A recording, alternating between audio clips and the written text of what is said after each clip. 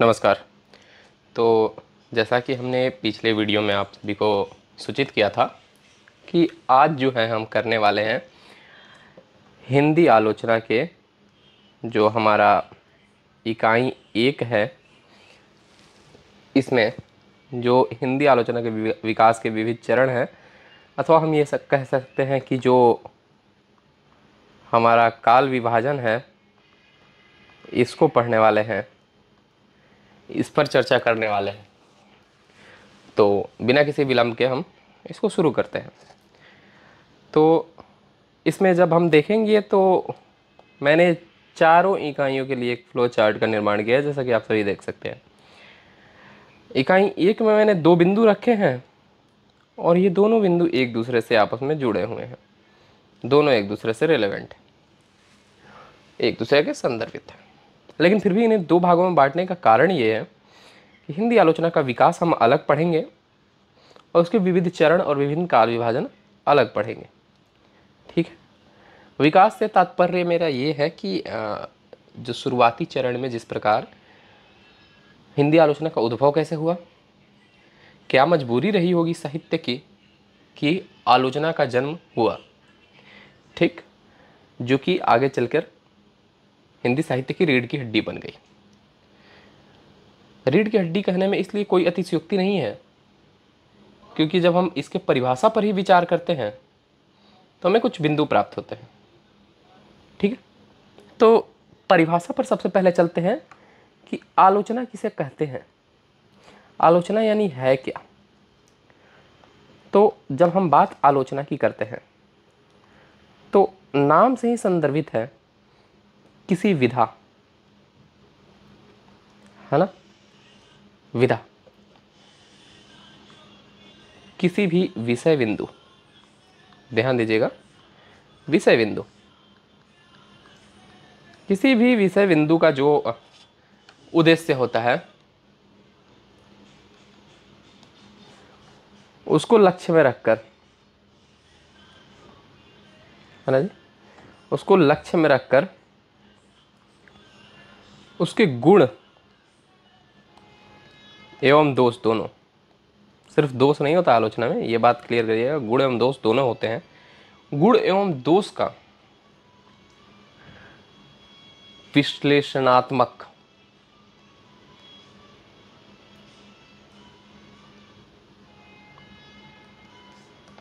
विवेचन,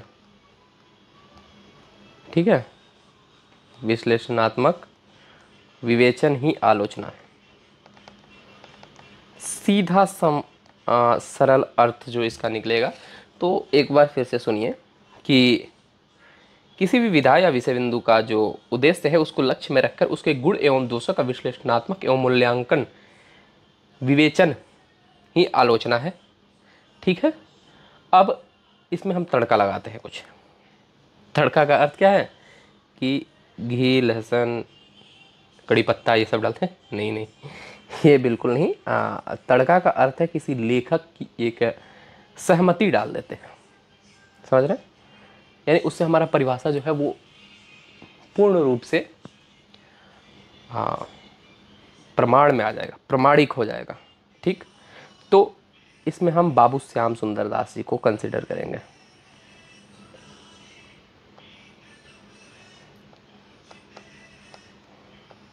बाबू श्याम सुंदर दास जी, ठीक है। ये क्या कहते हैं, इस पर देखते हैं। ये कहते हैं कि यदि साहित्य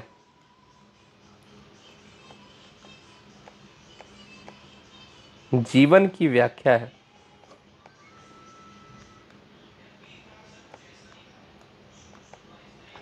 तो आलोचना उस व्याख्या की व्याख्या है। ठीक है। इसको नोट कर लीजिएगा, काफ़ी ही महत्वपूर्ण है ये। ठीक है, इसको आप लिख लीजिएगा पॉज करके। यदि साहित्य जीवन की व्याख्या है तो आलोचना उस व्याख्या की व्याख्या है।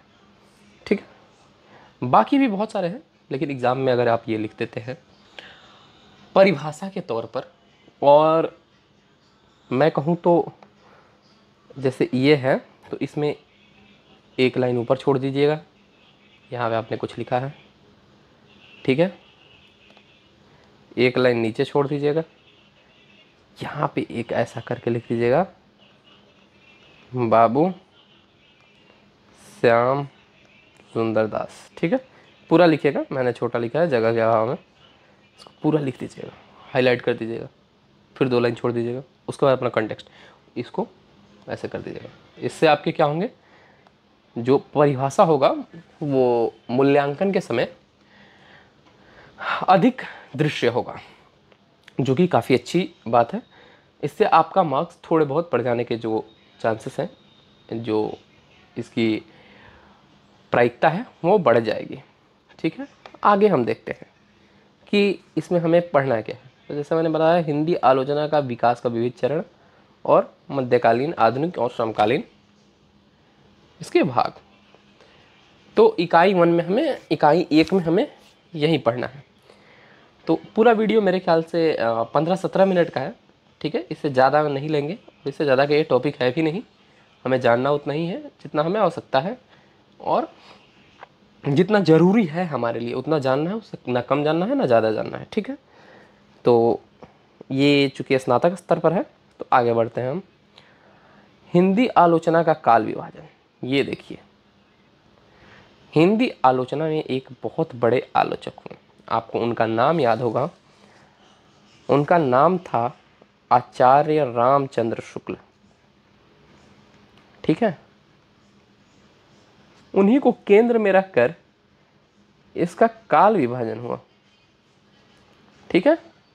अब वो काल विभाजन किस प्रकार हुआ कि पहला जो हुआ वो शुक्ल पूर्व युग हुआ, दूसरा जो हुआ वो शुक्ल युग हुआ, तीसरा शुक्लोत्तर युग हुआ, और चौथा समकालीन समीक्षा हुआ।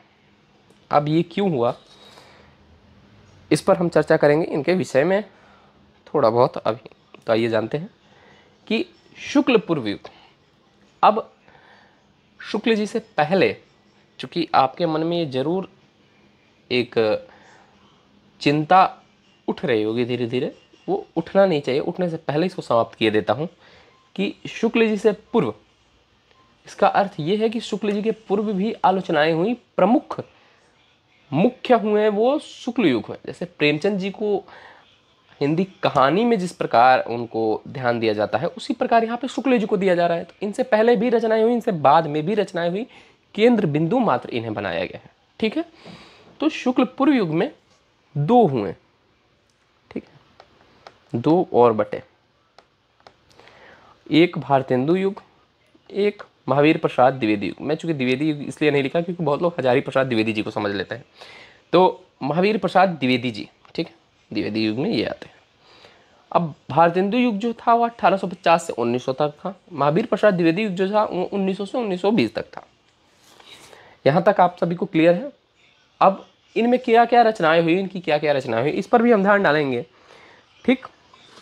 लेकिन उसके पहले हम जो इसका मूल बिंदु जो है, जो मूल संदर्भ है, इसको समझ लें तो वो उचित रहेगा। अब कैसे उचित रहेगा, बेसिक बहुत ज़रूरी है। अब अगर इसमें देखें हम भारतेंदु युग में, ठीक है, तो भारतेंदु युग में देखते हैं कि हिंदी साहित्य के ये मतलब प्रथम आलोचक माने जाते हैं। भारतेंदु जी ने नाटक नामक निबंध लिखा, ठीक है, नाटक नामक निबंध, ध्यान रखिएगा ये एक निबंध है, ठीक है जी, ये एक निबंध है। अब इसे आलोचना किस प्रकार लिया गया, इस पर हम इनके इसी ठीक नाटक को ही हम पढ़ेंगे। तो इसमें क्या आलोचनात्मक, क्या व्यंग्यात्मक प्रवृत्ति है जिसे पहला आलोचक इन्हें माना गया, ठीक। तो भारतेंदु जी ने नाटक नामक निबंध, जिसमें भारतीय नाट्य शास्त्र और पश्चिमी नाट्य शास्त्रों का जो सिद्धांत थे उनका अध्ययन किया, उनके ऊपर बयान दिए, ठीक। और इसमें इनके समय जो था, इनका जो समयकालीन था, आप देखेंगे हिंदी प्रदीप जैसी रचनाएं हुई, नागरी प्रचारणी पत्रिका जो है वो भी इसी काल में हुई, और वो त्रैमासिक थी, ठीक है। हरिश्चंद्र पत्रिका 1873 में, ब्राह्मण पत्रिका जो कि प्रताप नारायण मिश्र जी ने लिखी थी 1883 में, ये शिव सिंह सरोज जी, ये सभी लोग थे। ठीक है, हाँ, शिव सिंह सेंगर द्वारा लिखा गया था, शिव सिंह सरोज। ठीक है, और द्विवेदी युग में अब हम आते हैं, देखते हैं द्विवेदी युग में किस प्रकार की हुई कि सरस्वती पत्रिका का आपने नाम सुना होगा, 1903 इसका प्रकाशन वर्ष, ये महावीर प्रसाद द्विवेदी जी में ही आया। ठीक, तो इस प्रकार क्या है, शुक्ल युग में स्वयं शुक्ल जी थे, विश्वनाथ प्रसाद मिश्र जी थे। नाम आप लोग लिखते जाइएगा यदि लिख रहे हो तो, क्योंकि यहाँ पे थोड़ा मुश्किल सा हो रहा है। चलिए मैं लिखता हूँ। शुक्ल युग में हम देखते हैं इसमें विश्वनाथ प्रसाद मिश्र। ठीक है जी, विश्वनाथ प्रसाद मिश्र। ओके,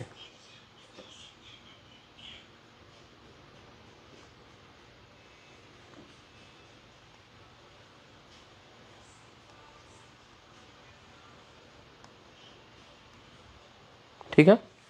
अब बाबू गुलाब राय जी थे इसमें, इसी में शुक्ल जी के युग में ही बाबू गुलाब राय जी थे। ठीक, चलिए इसको थोड़ा क्लियर करते हैं, जगह बनाते हैं। आप सभी नोट डाउन कर लीजिएगा, थोड़ा सा स्किप करके रोक के। ठीक है, तो ठीक है, बाबू गुलाब राय जी थे।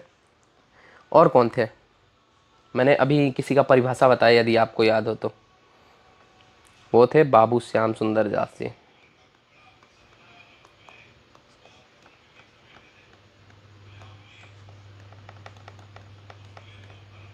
बाबू श्याम सुंदर दास जी। ठीक है, इनका भाषा विज्ञान, गोस्वामी तुलसीदास इनकी रचना है ये। ठीक है, बाबू गुलाब राय जी की रचना थी कविता क्या है, और शुक्ल जी का हिंदी साहित्य का इतिहास आप सभी जानते ही हैं। तो अब जो देखते हैं कि इसका अब मूल प्रकरण जो है, मूल बिंदु जो है, वो किस प्रकार हम इसमें स्पष्ट करेंगे।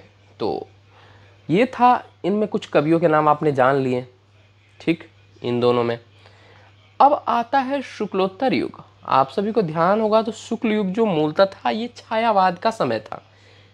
शुक्ल पूर्व युग छायावाद के पूर्व का युग था। शुक्ल युग जो था, शुक्ल पूर्व युग, वो छायावाद के पहले का युग था, नवजागरण और छायावाद के बीच में।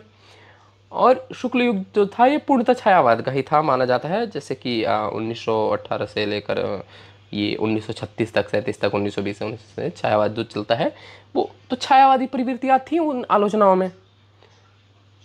अब उसके बाद जो समय आया, आज़ादी का समय, जो संघर्ष का समय आया, उसमें कुछ नए बिंदु उभर कर आए। तो उन नए बिंदुओं में क्या आया, बेरोजगारी आई, भुखमरी आई, आम जनमानस की जो समस्याएं थी वो आई धीरे धीरे उभर कर। अंग्रेज चले गए लेकिन कुछ समस्याएं छोड़ी, जिन समस्याओं से भारतीयता में भारत विभाजन हुआ, काफ़ी कलंकित समय चला भारतीय स्वर्णिम इतिहास के दौर में। तो वैसे समयों में अनेक प्रकार की विचारधाराएं उभर कर आई, अनेक प्रकार के समस्याएं उभर कर आई, और जितनी समस्याएं उतने ही बिंदु मिलते हैं किसी भी लेखक को लिखने को।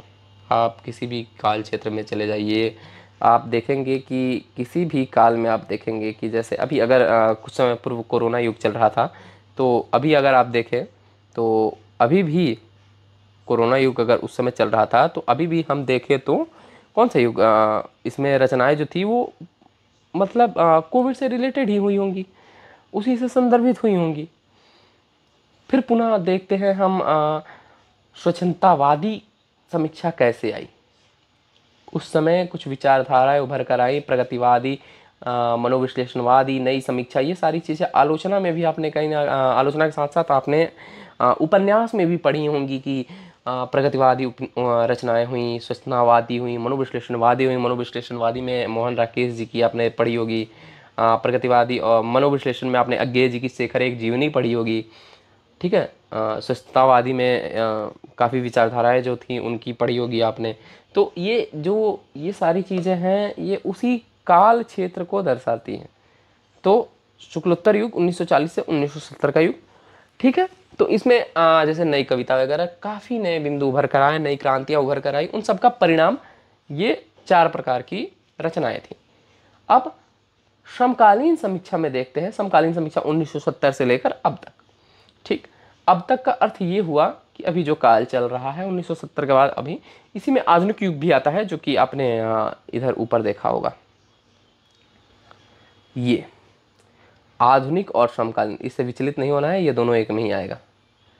ठीक है, और मध्यकालीन में हमारा ये सारी चीज़ें आएंगी, उस पर हम आगे विचार करेंगे। ठीक है, इससे बिल्कुल भी घबराना नहीं है, और ये सारी चीज़ें हम क्लियर करेंगे।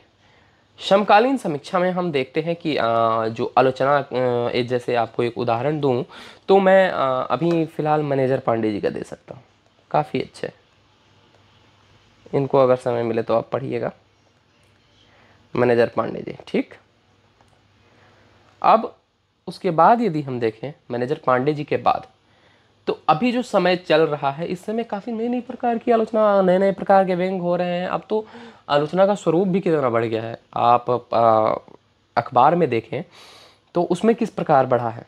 ठीक, तो इन सब चीज़ों को हम अब अगले क्लास में पढ़ेंगे, क्योंकि मैंने जैसे पहले बताया था कि हाँ ये 15-20 मिनट का ही वीडियो होगा, और 15-20 मिनट में हम ये सारी चीज़ें क्लियर करेंगे। तो ये सारी चीज़ें क्लियर हो गई। हाँ, यदि आप लोगों को ये फ्लो चार्ट वगैरह चाहिए होगा, वैसे तो आप स्क्रीनशॉट रोक के ले सकते हैं, मैं ये मिटा रहा हूँ, आपको होना होगा तो आप रोक लीजिएगा इसे। अगर स्क्रीनशॉट लेना हो, अगर आपने राइट डाउन नहीं किया हो, लिख लिया हो तो बहुत अच्छी बात है। आप एक पेन लेके और कॉपी लेके अगर बैठे तो उससे आपका जो ध्यान है वो भी काफ़ी हद तक एकाग्रचित रहेगा। तो ये आप कर लें, अन्यथा ये रोक के आप बाद में भी लिख सकते हैं, और यदि इसका स्क्रीनशॉट लेना हो आप ले सकते हैं। ठीक है, और इसका भी स्क्रीनशॉट लेना हो, इसका तो मैंने पहले ही बोल दिया था, इसको मैं मिटा देता हूँ। आपको यदि लिखना हो तो आप पुनः इस पर लिख लेंगे। ठीक है, अगले क्लास में मिलते हैं। अगले क्लास में क्या डिस्कशन होगा उस पर भी थोड़ा विचार कर लेते हैं, हम अपना प्रवाह अभी बना लेते हैं, और रुकना है नहीं, अभी लगातार वीडियोज़ आएंगी, तो इसको बहुत जल्द क्लियर करेंगे, धीरे धीरे लेकिन सारी चीज़ें क्लियर करेंगे। अगले में हम जो भारतेंदु जी का ये नाटक है ना, इस पर थोड़ा विचार करेंगे और इसको क्लियर कर देंगे कल। ये 2 चीज़ें होंगी अगले वीडियो में, ये 2 चीज़ें होंगी, यानी यूनिट 1 पूरा खत्म हो जाएगा, यूनिट 2 का भारतेंदु जी का नाटक जो है वो प्रारंभ हो जाएगा विथ फ्लो चार्ट के साथ। जो मेन पॉइंटर्स हैं वो भी मैं आप सभी को लिखवा दूंगा। तो तब तक के लिए बहुत बहुत धन्यवाद आप सभी का। चलिए मिलते हैं फिर अगले क्लास में, तब तक के लिए सभी को शुभ रात्रि।